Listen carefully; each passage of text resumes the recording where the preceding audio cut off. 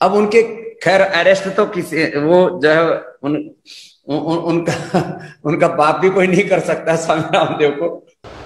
दोस्तों नमस्कार आदाब, मैं हूं फराज चौधरी। आप देख रहे हैं इंडिया फायर न्यूज़। आपने बाबा रामदेव की खबर सुन ली होगी, कहीं आपने अखबार में लेख भी पढ़ लिए होंगे जिसमें आपको एक खबर पता लगी कि रामदेव को इंडियन मेडिकल एसोसिएशन ने 1000 करोड़ रुपए का नोटिस भेजा है, जिसमें उन्होंने 15 दिन की मोहलत दी है कि 15 दिन के अंदर बाबा रामदेव अपनी माफ़ी मांग लें जो उन्होंने बेहुदा हरकत करी है। जी हाँ, मैं इसे पूरे होशो हवास में बेहुदा हरकत ही कहूँगा, क्योंकि जिस तरीके से हमारे डॉक्टर्स का मजाक उड़ाया गया था। आप एलोपैथी के बारे में कुछ कहते हैं तो ये सीधी तरीके से साइंस के ऊपर उंगली होती है, डॉक्टर्स के कामकाज पर उंगली होती है। अब वही खबर मैं आपको आगे उसको विस्तार में बताऊं तो ये खबर अब प्रधानमंत्री नरेंद्र मोदी के कानों तक भी पहुंच चुकी है। यानी आईएमए ने अब प्रधानमंत्री नरेंद्र मोदी को भी खत लिखा है। उस खत में क्या है मैं आपको सब चीज़ें पढ़ के सुनाऊंगा। 15 दिन के अंदर रामदेव को लिखित में माफ़ी मांगनी पड़ेगी, अपने बयान उन्हें वापस लेने पड़ेंगे जो जो उन्होंने बेहुदे बयान पेश किए हैं इंडिया एलोपैथी को लेकर। आपके स्क्रीन पर जो ये खबर है दोस्तों, जिसमें लिखा है आईएमए उत्तराखंड ने योग गुरु पर मानहानि का केस किया, कोरोनिल बेचने के लिए एलोपैथी दवाइयों के खिलाफ झूठ फैलाने का है आरोप। इसमें ही हम आगे अगर बढ़ते हैं खबर में, तो आईएमए उत्तराखंड ने बुधवार को योग गुरु बाबा रामदेव पर 1000 करोड़ रुपए का मानहानि का केस दर्ज करा दिया है। एसोसिएशन ने ये केस सोशल मीडिया पर वायरल हो रहे बाबा रामदेव के उस वीडियो के आधार पर किया है जिसमें बाबा एलोपैथी को बकवास और दिवालिया साइंस कह रहे हैं। इसके बाद आपने वो वीडियो भी देख ली होगी जिसमें मैंने आपको जो शुरू में लगा के दिखाई थी, जिसमें रामदेव साहब, ओह माफ़ कीजिए साहब तो नहीं, बाबा जी यूँ कह रहे हैं कि गिरफ्तार तो मुझे कोई किसी का बाप भी नहीं कर सकता, और फिर हंस देते हैं। तो आप सोचिए इसके पीछे कितनी बड़ी ताकत है दोस्तों, कि एक योग गुरु बैठकर इतनी खुले में, आप कह सकते हैं इतने बिल्कुल भी उन्हें कोई डर नहीं है किसी चीज़ का। उन्होंने क्या गलती की है, उनको माफ़ी मांगनी चाहिए सारे डॉक्टर से, देश के बल्कि दुनिया के सारे डॉक्टर से उन्हें माफ़ी मांगनी चाहिए। और इस पर वो हंसकर यूँ कह रहे हैं कि गिरफ्तार तो किसी का बाप भी मुझे नहीं कर सकता है। तो आप सोचिए इसके पीछे कितनी बड़ी ताकत है जो इनको बिल्कुल बेखौफ बना रही है। इसमें ही हम आगे बढ़ते हैं तो वहीं आईएमए की नेशनल यूनिट ने इस मसले पर प्रधानमंत्री नरेंद्र मोदी को चिट्ठी लिख दी है। इसमें लिखा है कि पतंजलि के मालिक रामदेव के वैक्सीनेशन पर गलत सूचना के प्रचार को रोका जाना चाहिए।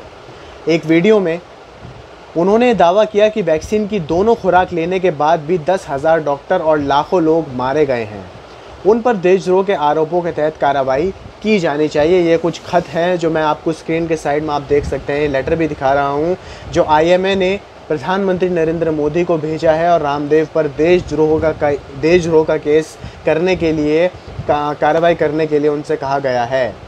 रामदेव को 15 दिन की जो मोहलत दी गई है दोस्तों, उसमें उनसे लिखित में माफ़ी मांगी गई है, बयान वापस लेने को कहा गया है।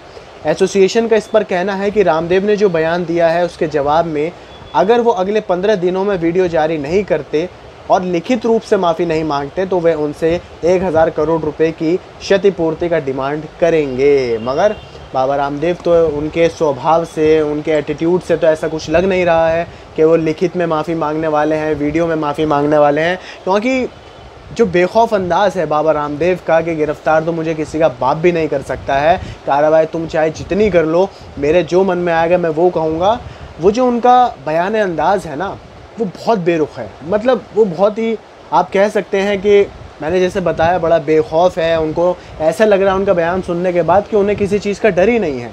आपको मैंने बयान सुनाया, आप मुझे कमेंट बॉक्स में बताइएगा आपको क्या लगता है कि आयुर्वेद को, योगा को, जो इतनी प्राचीन चीज़ें हैं हमारे देश की, पूरी दुनिया इसे फॉलो करती है, क्या सच में हमें ऐसे बाबाओं की ज़रूरत भी है जो हमें ऐसे योग सिखाएं जिसमें हम दूसरी पैथीज़ का मजाक उड़ाएं, जिसमें हम डॉक्टर्स का मजाक उड़ाएं, एलोपैथी का मजाक उड़ाएं। वही एलोपैथी, वही डॉक्टर्स जो दिन रात हॉस्पिटल्स में लगकर अपनी जान की बाजी लगाकर हम लोगों के लिए दिन रात लगे रहते हैं। इस कोरोना काल में, दूसरी लहर में जितनी कोशिश हो सकी उन्होंने जान बचाई है, और जितनी कोशिश उन्होंने करी है लोगों की जान बचाने में, शायद बाबा रामदेव को उसका अंदाज़ा नहीं है। इनको सिर्फ अपने प्रचार प्रसार में ऐसे बयान पेश करने हैं कि ये हाईलाइट हो जाए, जैसे कि हो चुके हैं इस वक्त मीडिया में। आगे सुनिए, आईएमए ने नोटिस भेजा भी था पहले इससे पहले आईएमए ने शनिवार को बाबा रामदेव पर एलोपैथी इलाज के खिलाफ झूठ फैलाने का आरोप लगाया था। आईएमए ने रामदेव को एक लीगल नोटिस भेजा था। डॉक्टर्स की संस्था ने रामदेव पर मुकदमा चलाने की मांग की थी। हालांकि रामदेव की संस्था पतंजलि ने बयान जारी कर आरोपों को गलत बताया था। इसके बाद रामदेव ने डीजीसीआई की साख को चुनौती भी दी है। आप बेशर्मी की हद देखिएगा। आईएमए आगे लिखती है, बाबा रामदेव ने दावा किया है कि रेमडेसिविर, फेविफ्लू और डीजीसीआई से अप्रूव दूसरी ड्रग्स की वजह से लाखों लोगों की मौत हुई है। उन्होंने drugs controller general of India यानी डीजीसीआई जिसे आप कहते हैं और स्वास्थ्य मंत्री की साख को चुनौती दी है। कोरोना मरीजों के इलाज में रेमडेसिविर के इस्तेमाल की मंजूरी केंद्र की संस्था central drugs standard control organisation जिसे CDSCO के नाम से आप जानते हैं, उसने जून-जुलाई 2020 में ही इसे मंजूरी दे दी थी रेमडेसिविर को, जिसका मजाक बाबा जी ने उड़ाया है। ये भ्रम फैलाने और लाखों लोगों की जान खतरे में डालने के लिए बाबा रामदेव पर मुकदमा चलाया जाना चाहिए। रामदेव ने फेविप्रिविर को बुखार की दवा बताया था। इससे पता चलता है कि मेडिकल साइंस को लेकर उनका ज्ञान कितना कम है। इसलिए तो उन्होंने कह दिया था कि एलोपैथी एक स्टूपिड साइंस है।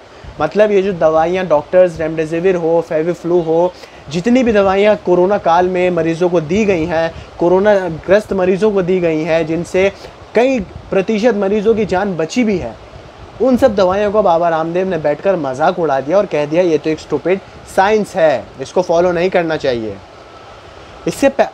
इसके बाद बात करें तो आईएमए ने अपने पत्र में ये भी लिखा कि इससे पहले कोरोना के लिए बनाई गई अपनी दवा की लॉन्चिंग के दौरान भी रामदेव ने डॉक्टर्स को हत्यारा कहा था।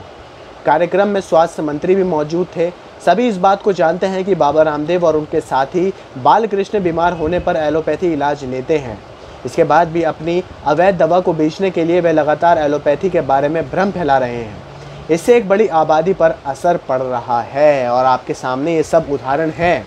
रामदेव अपनी कोरोनिल किट को बेचने के लिए किस तरीके से प्रचार प्रसार में लगे थे और डॉक्टर हर्षवर्धन जो कि हमारे सेंट्रल हेल्थ मिनिस्टर हैं देश के, वो भी उस वक्त उसकी लॉन्चिंग में मौजूद थे, जबकि उसको हमारे देश की बड़े बड़े संस्थाओं ने, ऑर्गेनाइजेशन ने मंजूरी नहीं दी थी।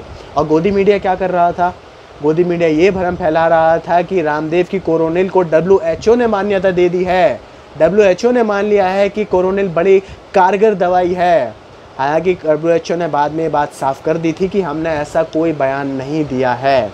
आप सोचिए, स्वास्थ्य मंत्री भी इस वक्त क्या कर रहे हैं। प्रधानमंत्री नरेंद्र मोदी तक तो चिट्ठी पहुंच गई है, मगर करने वो भी कुछ नहीं वाले हैं। भला बाबा रामदेव ने जब ये बात कह दी है कि मुझे वो किसी का बाप भी गिरफ्तार नहीं कर सकता है, तो इससे बड़ी बात दोस्तों और क्या हो सकती है। हमारे डॉक्टर्स पर उंगली उठा दी इतनी आसानी से, एलोपैथी पर उंगली उठा दी इतनी आसानी से, और अपनी दवाई को, या आयुर्वेद की बात नहीं हो रही है, बिल्कुल भी आयुर्वेद का प्रचार प्रसार बाबा रामदेव के हाथों नहीं होना चाहिए, क्योंकि आयुर्वेद एक बहुत प्राचीन चीज़ है, मैंने आपको बताया। और किसी बाबा की हमें ज़रूरत नहीं है इसके प्रचार प्रसार के लिए। पूरी दुनिया को पता है आयुर्वेद का इलाज काफ़ी अच्छा होता है और इसका इस्तेमाल लोग करते भी हैं। मगर इसका ये मतलब नहीं है अगर आप आयुर्वेद फॉलो करते हैं, आप उसका इस्तेमाल करके लोगों को ठीक करते हैं, तो आप दूसरी पैथीज़ को ख़राब बताएंगे, आप साइंस को ख़राब बताएंगे, विज्ञान को ख़राब बताएंगे। इससे आप काफ़ी लोगों के कॉन्फिडेंस पर, उनके विश्वास पर, उनकी मेहनत पर, उनके हार्ड वर्क पर आप उंगली खड़ी कर रहे हैं, जिससे उनका मनोबल टूट सकता है। दोस्तों, आपको ये खबर कैसी लगी आप मुझे कमेंट कर बताइए। आपको पसंद आई इसे आगे शेयर कीजिए और हमारे चैनल को सब्सक्राइब करके बेल आइकन को प्रेस कीजिए ताकि आपको सारी अपडेट्स मिलती रहें। मुझे दीजिए इजाज़त। आदाब, नमस्कार।